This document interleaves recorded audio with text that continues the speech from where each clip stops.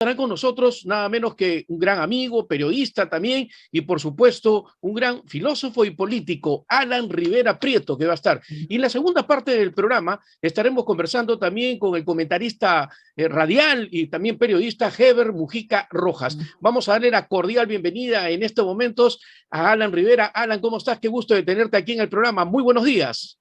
Hola Martín, buenos días, ¿cómo estás? Un gusto saludarte y saludar a tu público televidente. Bueno, muchas gracias también por estar con nosotros. Alan, así, ¿qué impresión tienes sobre el proyecto presentado por el partido Perú Libre sobre la libertad de prensa? Bueno, definitivamente ellos están siguiendo una agenda que ya todos conocemos. Quien no quiera entender que se trata de personas que pertenecen al neosenderismo y que por lo tanto no son demócratas, simplemente se está tapando los ojos. Ellos lo que quieren es establecer una agenda que les viene del Foro de Sao Paulo y que la han establecido también, comenzando en Cuba, después Venezuela, luego vino Nicaragua, Bolivia. Lo quisieron hacer en Ecuador, felizmente Ecuador se pudo zafar del expresidente que pertenecía a ese grupo también. Y entonces ahora lo que tenemos es el intento de esta agrupación que se llama Foro de Sao Paulo para lograr establecer en el Perú una cabecera de playa de lo que es el mal llamado socialismo del siglo XXI, que en realidad es la filosofía castrochavista, pues, ¿no? Inventada por Cuba para dominar la mayor cantidad de países de América Latina. Entonces, esto quería decir, Alan, de repente que la libertad de prensa estaría siguiendo entonces un parámetro similar o una copia, lo que pasa pues en Venezuela. Exactamente, eso es. Lo que ocurre en Venezuela es un plan diseñado por el G2. A ver, acá voy a una parte un poquito complicada, que puede ser complicada, pero el G2 es el Servicio de Inteligencia cubano. Ellos pertenecen, y explicar esto sería muy largo, pero ellos pertenecen a todo un manejo del narcotráfico internacional, de la mafia internacional, a través del G2 cubano. Es la élite cubana la que maneja eso. Y hay un corredor de drogas y de tráfico de todo lo que sea oro, rubíes y ese tipo de valores a través de Venezuela, Bolivia. Por eso quieren Perú y por eso quieren Colombia, porque Perú y Colombia, junto con Bolivia, son los mayores productores de coca del mundo. Y aquí se produce la mayor cantidad de cocaína del mundo. Yo en este momento estoy en Trujillo. Entonces ellos han establecido un corredor y ellos necesitan de Perú para poder establecer además ese vínculo y además su sujeción al imperialismo chino, que es quien finalmente tiene las mayores inversiones en Perú. Cualquiera lo puede ver, eso es público, ¿no? Las mayores inversiones de capital extranjero es de China en Perú. Y eso no significa que sea malo recibir dinero de China. Lo que es malo es recibirlo en las condiciones en que ellos lo plantean. Entonces estamos ante un enemigo mucho mayor que el propio neosenderismo que representa Castillo, que es el CONARE, que es Movadef, o Vladimir Cerrón, que es también Movadef, y al final todos son Sendero Luminoso, igual que Bermejo, igual que Bellido, igual que Iber Maraví. Entonces, ellos tienen unas muestras permanentes de estar vinculados a Sendero Luminoso, al neosenderismo, que ya no es el terrorismo directo como hizo Guzmán, porque perdieron esa batalla, sino que, como dijo Guzmán, eso era un recodo en el camino. ¿Y ahora qué tienen? Están en Palacio de Gobierno. Y hay razones suficientes para que el Congreso los vaque. Ese es el punto. El Congreso tiene que vacar a Pedro Castillo, tiene que vacarlo, tiene que asumir la presidencia de la presidenta del Congreso y convocar inmediatamente a nuevas elecciones generales. Bueno, hablando en estos momentos del profesor Castillo, que has tocado el tema, ¿qué impresión tienes del gobierno del presidente Castillo? ¿Cuál es tu impresión? Bueno, lo que se ve al canto, ¿no? Es gente que no tiene la menor idea de lo que está haciendo, solamente siguen una agenda política, digamos que no tienen un manejo económico, y en esa agenda lo que tienen es el manejo, en esa agenda política lo que tienen es el manejo, el control del poder político. pero en la parte de gobierno, de gobernabilidad, están destruyendo la economía, porque ellos lo que quieren es llevar toda una crisis, culpar a los gobiernos anteriores, ¿no? Que ese es su discurso, meter una nueva constitución, ¿sí? Y luego que esa constitución nueva entra, lo que va a pasar es que ellos van a tener el dominio total del país y no se van a ir, como ocurre en Venezuela, como ocurre en Nicaragua, como ocurre en Bolivia. Pero el presidente Castillo ha dicho claramente que terminando su gobierno se van a ir, de todas maneras. Bueno, pero eso es lo que él dice, pues. Él dice un montón de cosas, pero no hay por qué creerle a lo que dice, ¿no? Claro. Bueno, vayamos en estos momentos, seguimos conversando con Alan Rivera, que está con nosotros en vivo y en directo a través de Vez Cable. Cómo analizas la visita del presidente Castillo a la cumbre de CELA, a las Naciones Unidas, la OEA? El presidente ha garantizado a los empresarios que inviertan realmente en el Perú. Claro, pero ¿quién va a invertir en el Perú? Todo el mundo sabe fuera del Perú que los que están gobernando no solamente son unos ineptos en tema de gobernabilidad, sino que además son neosenderistas, que no son demócratas. Nadie va a invertir en el Perú en esas condiciones. Nadie. Es muy difícil. Es decir, los grandes capitales que se necesitan para poder desarrollar la economía peruana no van a llegar.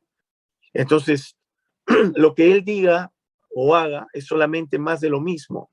Y nosotros lo que tenemos que hacer los demócratas es sacarlos del poder por las buenas o por las malas. O sea, yo lo estoy diciendo en serio, ¿no? No es broma. Acá lo que estamos es ante un grupo de gente que no tiene conocimiento ni idea de lo que está haciendo en términos de manejo de país. Lo único que ellos saben controlar bien es el tema de control político. Y en eso es que ellos están ganando. Por eso todavía hay gente que los apoya.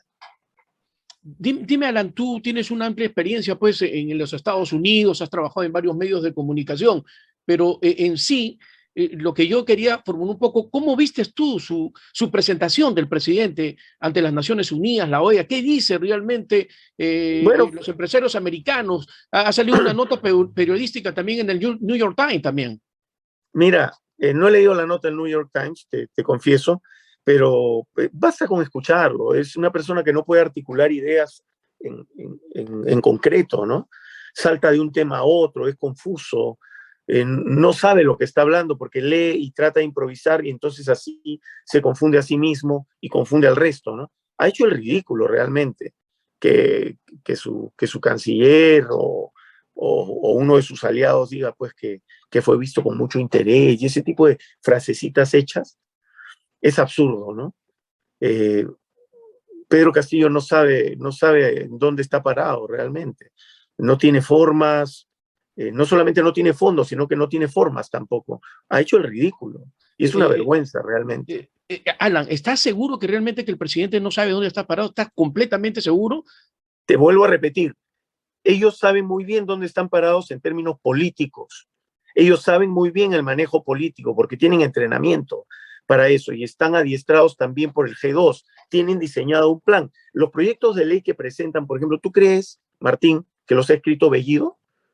Que no sabe ni hablar una frase completa ni articular. ¿Tú crees que lo ha escrito Bermejo, que solo sabe su ideología de panfleto porque ni siquiera ha leído a Marx, ha leído panfletos sobre Marx, pero no conoce la filosofía de Marx? Quien te habla ha estudiado filosofía política. Yo iba a un seminario sobre Marx. Yo me he leído la ideología alemana, el 18 Brumario, me he leído los Grundrisse, me he leído los escritos de juventud. Yo he leído a Marx.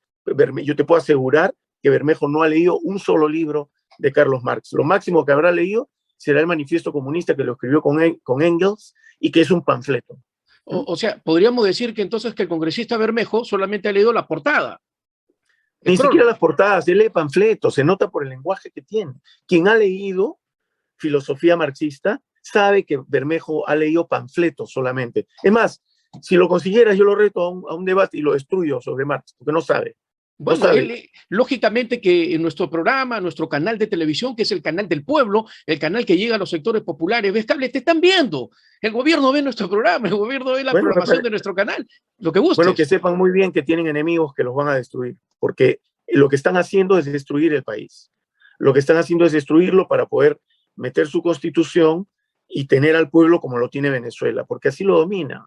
La gente no come bien, la gente está con hambre, no come proteínas, su cerebro solo puede funcionar para trabajar, dormir y comer, nada más lo que le dan.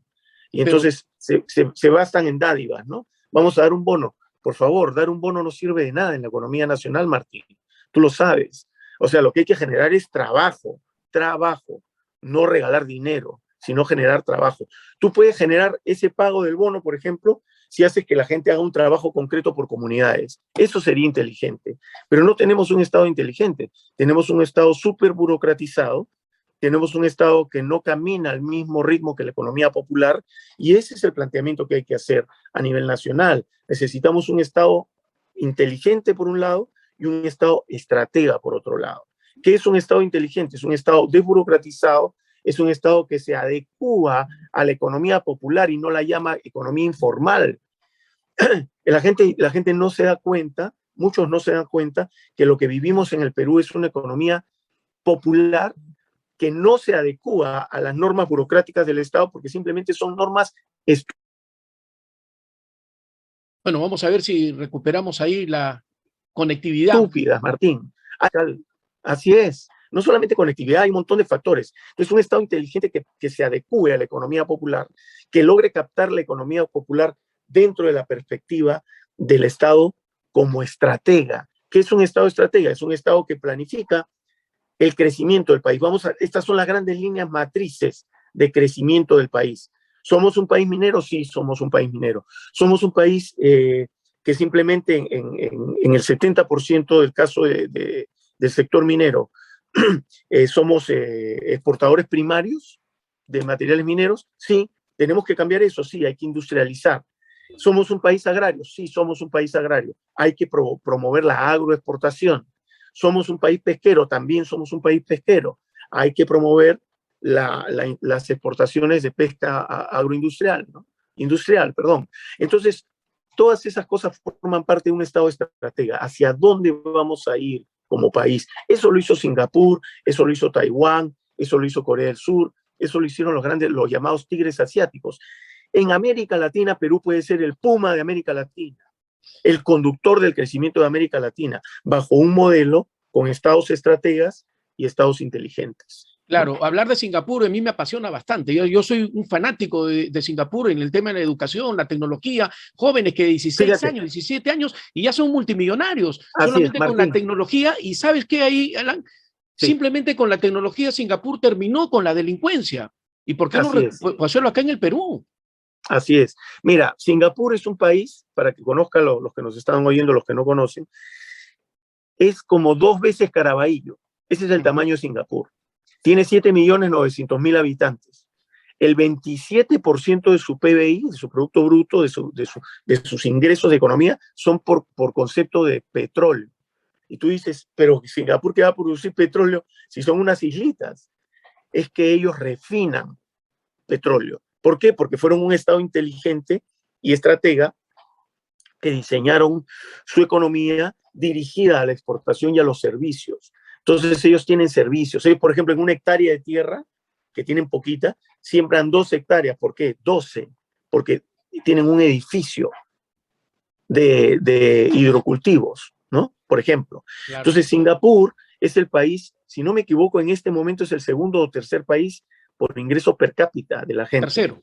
El tercero, ¿no? Sí. 62.500 dólares anuales es lo que gana el promedio de los ciudadanos de Singapur. O sea, no hay pobres en Singapur.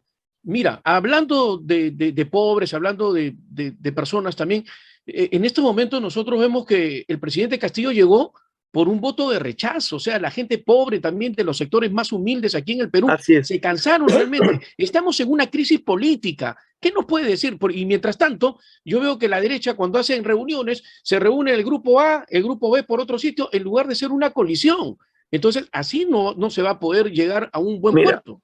Martín, no solamente hay ultraderecha y la extrema izquierda mezclados con los progres y los caviares, que son los grandes responsables que el neosenderismo esté en Palacio de Gobierno. Existe el APRA, que es un partido de izquierda democrática. Muchos lo llaman partido de centro. Bueno, si quieren llamarlo así está bien, pero nosotros, un grupo de líderes apristas, hemos escrito este libro que lo acabamos de publicar esta semana, Martín. Se llama ¿Qué es el aprismo en el siglo XXI?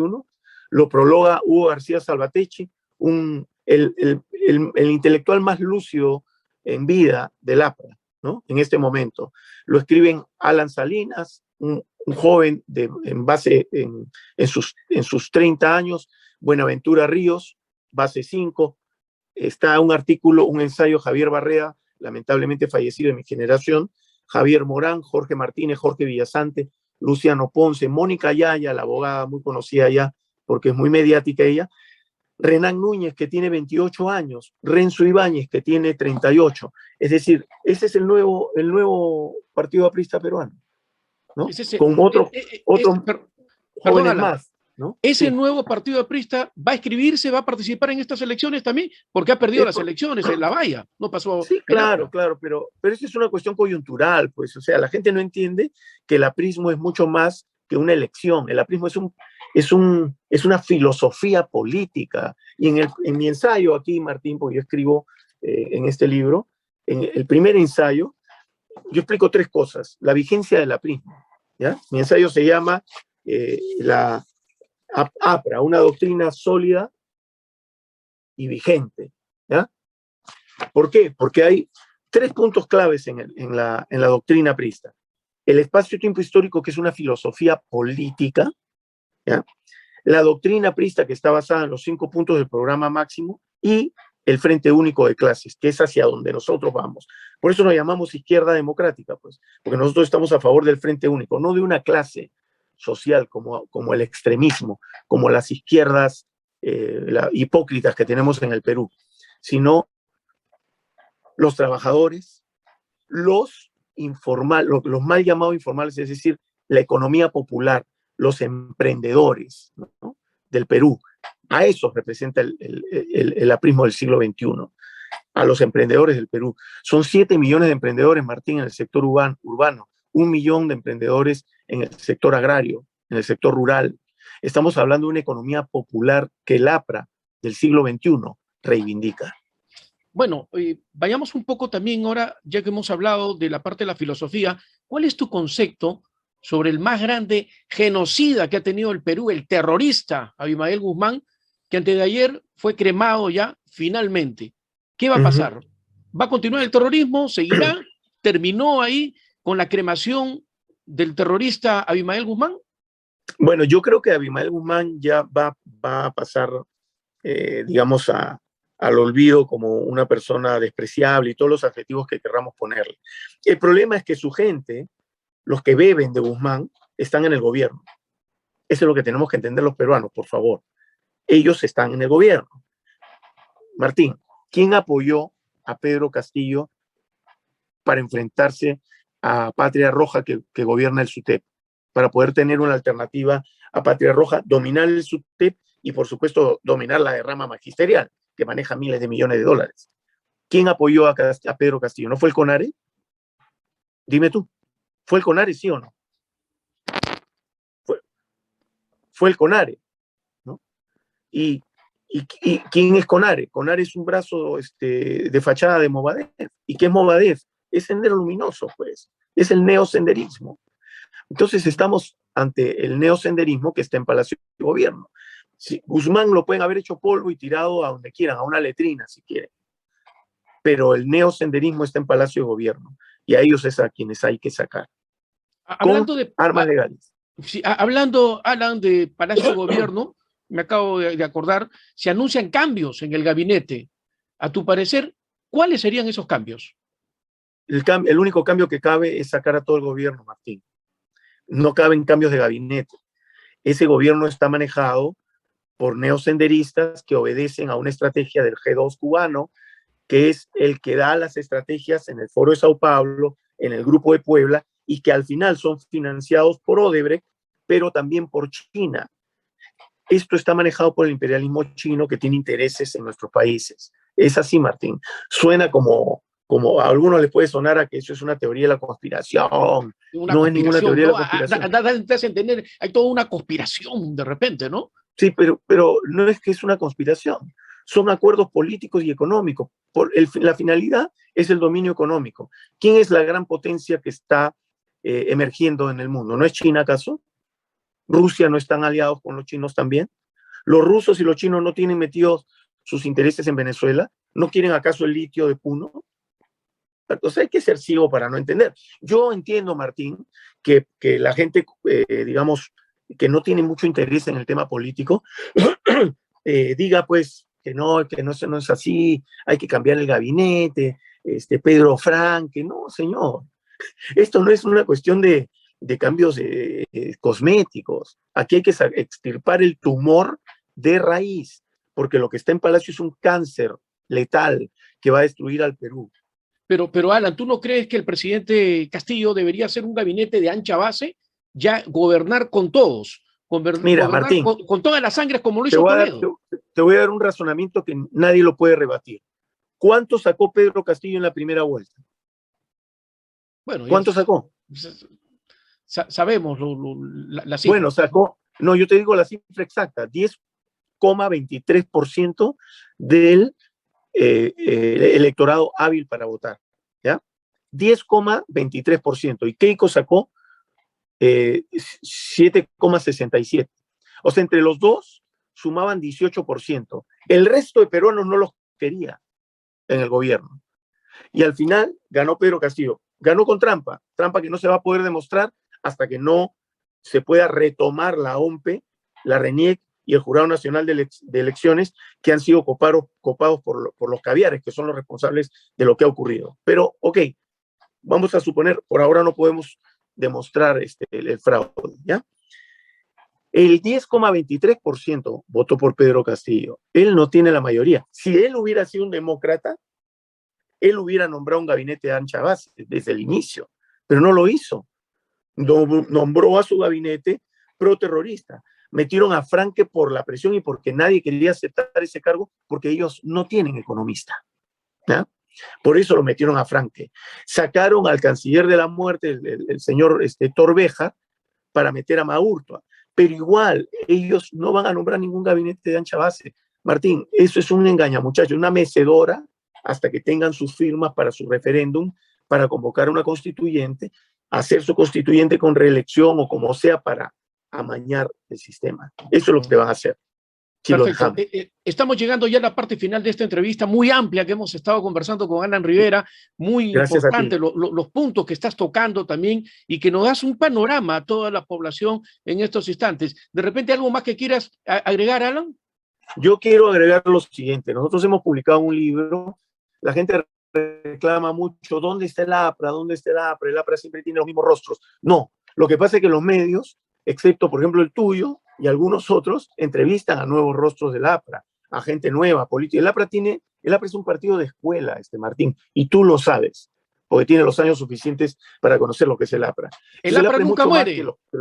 El APRA nunca muere, ni va a morir. ¿Por qué? Porque somos una filosofía viva, somos una doctrina viva. Yo invito a las personas que ven tu programa a que busquen el libro ¿Qué es el aprismo en el siglo XXI? Que hemos escrito entre 11 ensayistas, y hay muchos más dentro del APRA que tienen una perspectiva de lo que es el APRA en el siglo XXI. El APRA en el siglo XXI plantea así un Estado antiimperialista, perdón. El APRA del siglo XXI plantea un Estado antiimperialista para que los demás países que traen sus capitales o empresas respeten al Perú, pero un Estado también inteligente, o sea, desburocratizado, y un Estado estratega, donde el libre mercado realmente sea libre y no dominado por 4 grupos de poder que están aliados o a la extrema derecha o a esta izquierda hipócrita, parásita y falsa que representan los caviares, los progres y el neosenderismo en Palacio de Gobierno. Ok, Alan, muchísimas gracias por haber estado con nosotros. El saludo de nuestro gerente general, el señor Demóstenes Terrones también. Gracias, que tengas un excelente domingo con toda la familia y allá en Trujillo. Estás ahí claro en la tierra de la primavera, ¿no? Cuna del aprismo, y ya comenzó la primavera. Así es. Ok, muchas gracias. Gracias, Alan Rivera, que ha estado con nosotros.